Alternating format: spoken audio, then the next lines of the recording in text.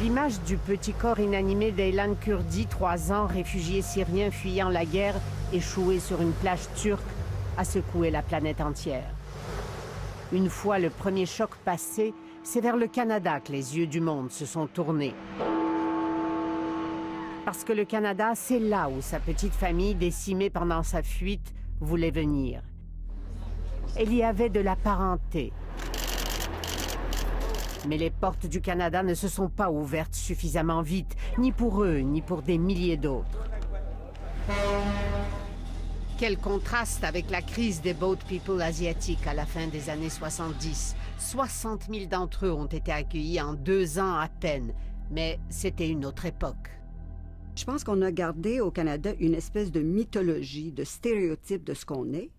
On pense encore qu'on est, par exemple, impliqué dans des opérations de maintien de la paix et qu'on est une terre d'accueil pour tous les miséreux de la terre. C'est pas vrai. On n'est plus ça et il faudrait le redevenir.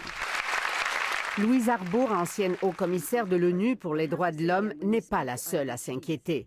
Par exemple, les opérations de maintien de la paix, les vrais, les traditionnels, nous n'y sommes pratiquement plus présents. Je crois qu'on pourrait remplir un demi-autobus avec les Canadiens qui sont dans les opérations de maintien de la paix dans le monde.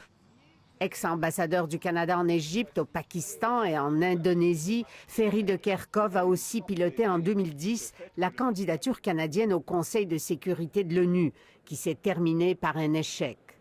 The Canadian delegation wishes to withdraw its candidacy. Quelle ironie, le Canada forcé de laisser la place au petit Portugal. Son influence n'est plus qu'un lointain souvenir. Après le coup d'État contre Gorbatchev, George Bush, le père, appelle Brian Mulroney en disant « Brian, il faut absolument que tu viennes, qu'on discute de ça et voir qu'on peut faire. » Ça, c'est de l'influence, madame. Et ils ont concocté l'expédition de Mitterrand et de Kohl allant en Russie, littéralement sortir Gorbatchev de là. À l'époque grandiose où le Canada était un joueur de premier plan sur la scène mondiale, le Canada de John Humphrey, rédacteur de la Déclaration universelle des droits de l'homme, de Lester B. Pearson, notre seul prix Nobel de la paix, et père des casques bleus, la force de maintien de la paix de l'ONU. Le Canada de Brian Mulroney assumant le leadership de la lutte contre l'apartheid. Nous n'aurons peut-être pas d'autre solution que de rompre complètement nos relations avec l'Afrique du Sud. L'amitié toute irlandaise entre Brian Mulroney et Ronald Reagan a certainement joué, mais les deux présidents suivants ont aussi placé le Canada au centre de leur stratégie internationale, notamment face à l'ennemi numéro 1, l'ours soviétique et russe. L'accord du libre-échange, la convention sur les mines antipersonnelles pilotée par Jean Chrétien sont autant d'exemples du leadership canadien d'autrefois. Vive la Russie et vive le Canada. Mais le temps change. Selon ce professeur de l'Alberta, fin connaisseur de la pensée conservatrice, le Canada a amorcé un virage il y a déjà 2 décennies. Le Canada, dans les milieux des années 90, a transféré complètement ses allégeances de l'ONU à l'OTAN. Et ça s'est fait sous le gouvernement chrétien. Ça s'est fait vraiment chez les libéraux. Et les conservateurs ont maintenu et conservé ce genre d'allégeance-là. D'autant plus, dit-il, que cela correspond à leur vision de l'histoire du Canada. Le Canada a quand même un passé militaire, un passé britannique, et les conservateurs mettent l'accent sur ces moments-là de l'histoire militaire canadienne au lieu de mettre l'accent sur le maintien de la paix. La fin de la guerre froide et de l'ancien ordre mondial bipolaire change aussi la donne. Nouveaux ennemis, nouvelles stratégies militaires. Mais globalement, que disent les chiffres? Où est l'argent? Les dépenses canadiennes à l'étranger par rapport au produit intérieur brut ont été divisées par 2 au cours des 20 dernières années, y compris les dépenses militaires. Alors qu'en 1990, au sein du G7, le Canada était au même niveau que l'Allemagne, l'Italie et bien au-dessus du Japon, il est aujourd'hui le dernier. Même constat si on se compare aux autres puissances moyennes, la Norvège, l'Australie, la Suède. Le Canada est en queue de peloton.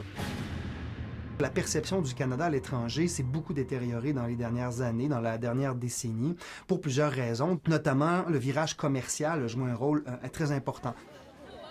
Selon ce spécialiste, ce qui a été encore plus dommageable pour l'image du Canada, c'est l'orientation idéologique de son aide internationale. Depuis une dizaine d'années, les organismes religieux, en majorité chrétiens, en ont bénéficié de façon disproportionnée.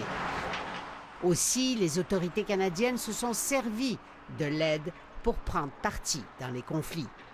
On l'a vu avec le positionnement du Canada dans le conflit israélo-palestinien, alors qu'on devrait avoir une grille humanitaire et d'aider, peu importe de leur nationalité, les Palestiniens ou la communauté d'Israël. Là, ce qu'on constate, c'est que notamment, on a retiré une bonne partie des financements humanitaires aux Palestiniens et inversement, on concentre nos efforts à travers Israël. Pour le gouvernement de Stephen Harper, la politique étrangère doit servir à défendre des principes. Selon ses détracteurs, il fait preuve de dogmatisme. Beaucoup insistent, le Canada est aujourd'hui de plus en plus isolé.